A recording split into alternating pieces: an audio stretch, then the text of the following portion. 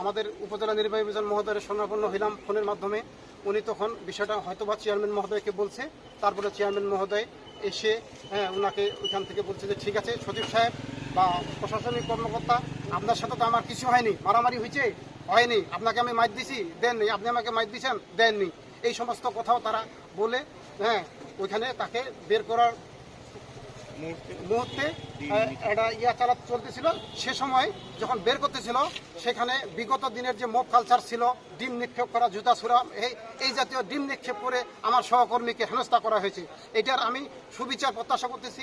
জেলা প্রশাসন মহোদয় আছে, এটা সুষ্ঠু তদন্ত করে সুষ্ঠু বিচারের ব্যবস্থা করবে, যার শাস্তি সেটা সঠিক শাস্তি আমরা এটার বিচার পাই। আমরা প্রশাসনিক কর্মকর্তা করে এভাবে যদি লাঞ্ছিত হই তাহলে আমরা অফিস কিভাবে পরিচালনা করব, কিভাবে আমরা অফিস যাব, আমাদের জীবনের নিরাপত্তা কোথায়? আমরা এইটুকু আমাদের জেলা প্রশাসন মহোদয়ের কাছে আমরা এটা আশা করি। ধন্যবাদ। 9 তারিখ বিকাল 4 ঘটিকার সময় 7 নং হারিভাষা ইউনিয়ন পরিষদে বার্ষিক সভা শুরু হয়। শুরুতে আমরা ইউনিয়ন পরিষদের আয় ব্যয় নিয়ে আলোচনা শুরু করি।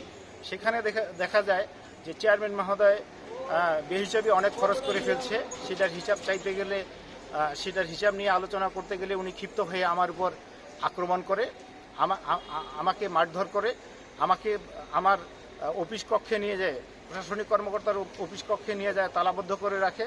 তালাবদ্ধ অবস্থায় উনি ওনার দল জামাত শিবিরের ক্যাডারদেরকে ফোন করে নিয়ে একটা গুজব ছড়িয়ে দিয়ে যে আমি তাকে মারধর করছি, এই মর্মে তাদেরকে গুজব ছড়িয়ে দিয়ে লোকজনকে জড়ো করে আমাকে পরে তালা খুলে আবার মারধর করে। 3টা চেয়ার ছিল আমার কক্ষে, আমার ওই 3টে চেয়ার আমার উপর প্লাস্টিকের চেয়ারগুলো দিয়ে মারধর করে আমাকে করে অবরুদ্ধ করে রাখে। পরবর্তীতে জেলা প্রশাসন জানার পরে বিষয়টা আমার কাছে, আমার যে ব্যক্তিগত ফোন সেটাও উনি ছিনিয়ে নেয়, যার কারণে আমি যোগাযোগ করতে পারিনি। জেলা প্রশাসন অন্য মাধ্যমে জানার পরে আমাকে পুলিশ দিয়ে উদ্ধার করে নিয়ে আসে। আমি হাসপাতালে চিকিৎসাধীন ছিলাম।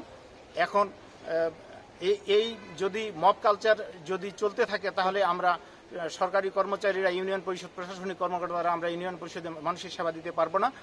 এই জন্য আমরা সুষ্ঠু বিচার দাবি করতেছি আজকে এই মানববন্ধনে। আমরা ঠিক করি তখন বলেন। হ্যাঁ বলেন। গত বৃহস্পতিবার 9 তারিখ বিকাল 4 ঘটিকার সময় হারিভাষা ইউনিয়ন পরিষদে একটা সাধারণ সভা অনুষ্ঠিত হয়। সেই সভার শুরুতে ইউনিয়ন পরিষদের মার্চ মাসের হিসাব নিকাশ নিয়ে আলোচনা হয়। সেখানে দেখা যায় যে চেয়ারম্যান মহোদয় অনেকগুলো টাকা অপচয় করে ফেলছে। উনি